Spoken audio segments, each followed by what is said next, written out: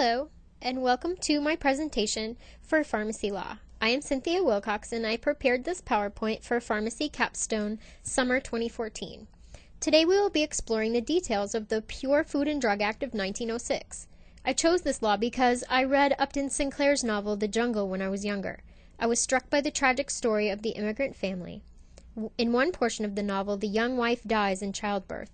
The medicine that the family bought to save her was not actually medicine. It was probably nothing more than alcohol and opium. They did not understand.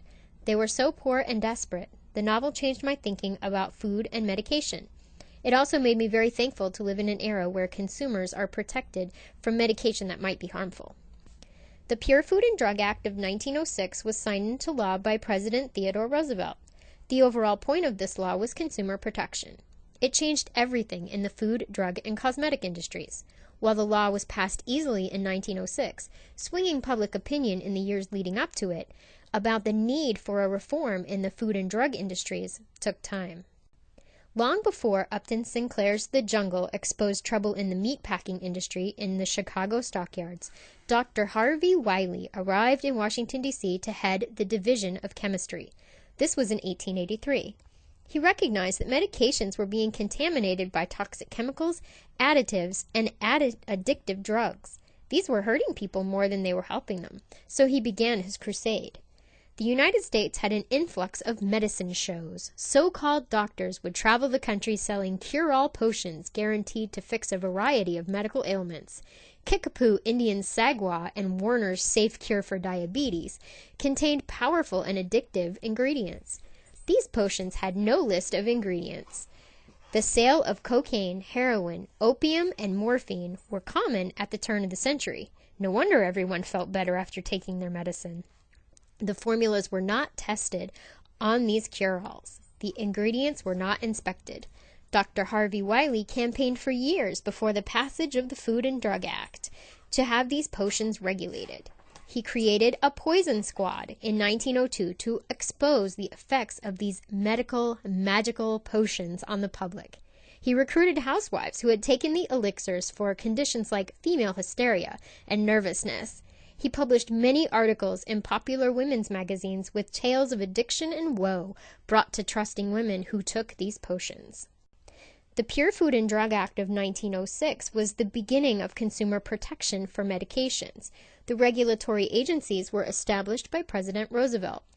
The law was the first in the process to help protect the public from addictive drugs and charlatans selling snake oil. It was the first acknowledgement of the power of addiction due to medication abuse. As a direct quote from the Pure Food and Drug Act of 1906, the examinations of specimens of food and drugs shall be made in the Bureau of Chemistry of the Department of Agriculture. Dr. Wiley and his team of chemists went to work right away. The law provides for the criminal prosecution if the drugs are not labeled properly. All medications would have to submit to a chemical inspection. If any of the ingredients were deemed to be adulterated, the product would be banned immediately. Medications would have to be inspected before they were exported outside the United States. In order to transfer medications across state lines, they must be in an original package with a proven and tested formula. The label must reflect what the ingredients are, and they must be accurate. The Bureau of Chemistry continued to oversee the examinations and inspections until 1927, when it was reorganized and renamed. The Pure Food and Drug Act of 1906 clearly defined that the term drug shall mean all medications and preparations recognized in the United States Pharmacopoeia or the National Formulary for internal or external use, and any substance or mixture of substances intended to be used for the cure and mitigation or prevention of disease in either man or animal. This was a huge step forward in pharmacy. The United States Pharmacopoeia was recognized as the industry standard. All medications and drugs must adhere to the National Formulary. The public did not realize at the time the protection this definition provides. The National Formulary and the USP standardized the chemical formula for medications. The medicine received in New England would be the same as the medicine received in the Wild West. Drugs had to be sold under a recognized name and formula across the entire country. The quality level of medications improved drastically after the passing of the law. Adulterating medications became offense punishable with up to 1 year of jail time. The law also demanded that the amount or percentage of alcohol, heroin, cocaine, opium, or morphine must be listed on the label. This was a groundbreaking piece of legislation. Ingredients of medications were not required to be listed at all at the turn of the century. The public trusted that the doctor or salesman was reputable.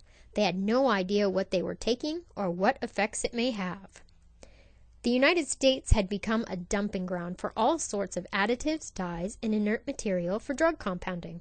The United Kingdom had passed legislations a few years before the United States, so adulterated materials had made their way across the ocean.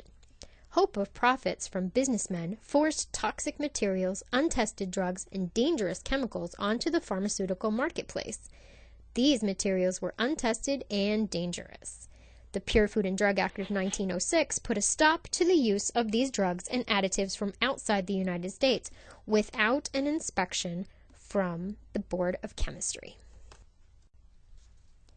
The impact of the Pure Food and Drug Act on pharmacy today is apparent. Although the original legislation has been amended several times, the law was a beginning to establishing the regulatory boards. The United States Pharmacopoeia was established along with the National Formulary. These two commissions are still recognized to this day as the industry standard. All drugs must have pure ingredients. This means that the active and inactive ingredients must be safe for human consumption. They must be tested and approved by the FDA.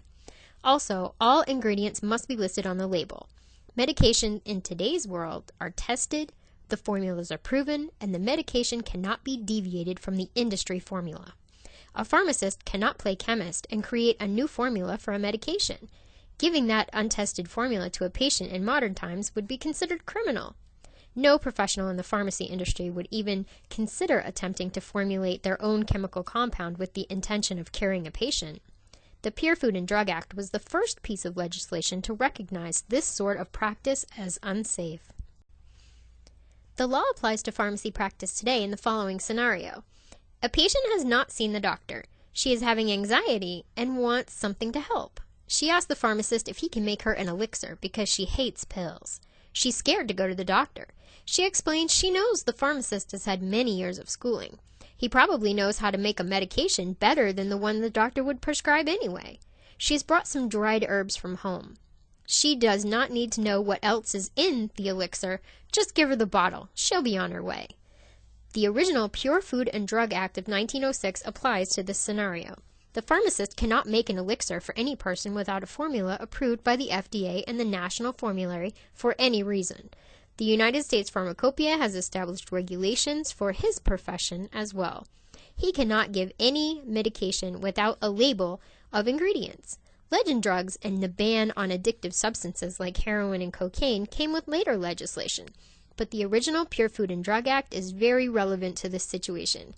I know it seems like a silly scenario, but I bet we're all going to have some great stories to tell from our careers in pharmacy. Here are my references. I hope you enjoyed the presentation on the Pure Food and Drug Act of 1906. I learned many new things about the law, and I hope you did too.